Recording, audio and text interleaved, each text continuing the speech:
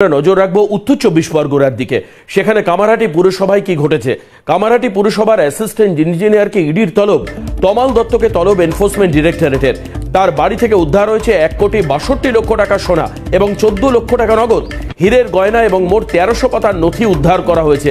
6 বছরের মধ্যে কোটি কোটি টাকার সম্পত্তির হদিশ পেল এনফোর্সমেন্ট ডিরেক্টরেট।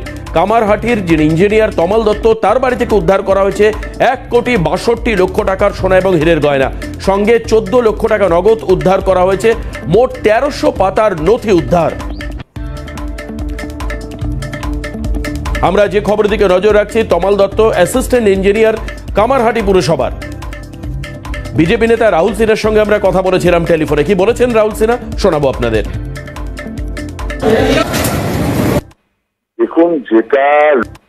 দেখুন যেটা লোকেরা ভাবতে অসম্ভব, অস্বাভাবিক, তৃণমূল কংগ্রেস সেটাকে একদম স্বাভাবিক এবং সম্ভব করে দেখিয়ে দিয়েছে।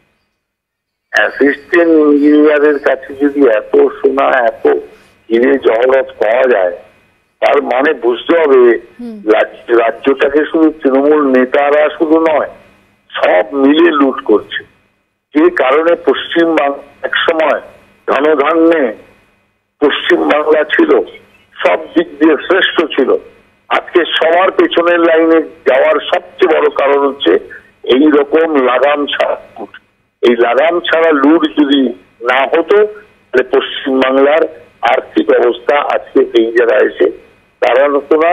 আমি মনে করি পশ্চিমবাংলার এই আর্থিক অবস্থা এই জায়গায় এসে দাঁড়ানোর জন্য তৃণমূল কংগ্রেস সরকারের এই জাতীয় লুট এবং তার সাথে দল বেঁধে সে বাংলা সম্পত্তিকে চুরি করার কারণেই এই অবস্থা হয়েছে বলে আমি মনে করি দৃষ্টান্তমূলক শাস্তি হওয়া দরকার। কামারহাটি পুরসভার এই ঘটনা নিয়ে কি বলছেন বাম নেতৃত্ব, কি বলেছেন তনয় ভট্টাচার্য, আপনাদেরকে শোনাবো, শুনুন। চাকরি পেয়েছেন 6 বছর আগে, সম্পূর্ণ তৃণমূলের জমানায়, তৃণমূলের বোর্ডের বর্তমান চেয়ারম্যান থাকাকালীন সময়কালে, এবং গোটা পৌরসভার নিয়োগে যে দুর্নীতি হয়েছে আমি নিশ্চিত তমাল বাবুর নিয়োগেও সেই দুর্নীতি হয়েছে।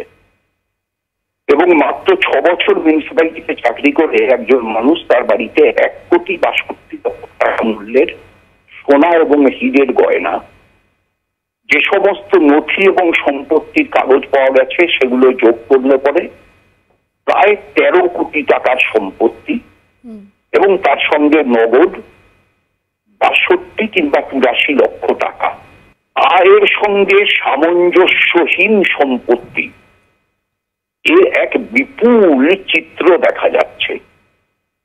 এই যে আয়ের সঙ্গে সামঞ্জস্যহীন সম্পত্তির বৈপরীত্য, এই বৈপরীত্যটাকে এত কমন করে দিয়েছে তৃণমূল যে এটাই আজকে স্বাভাবিক ঘটনা।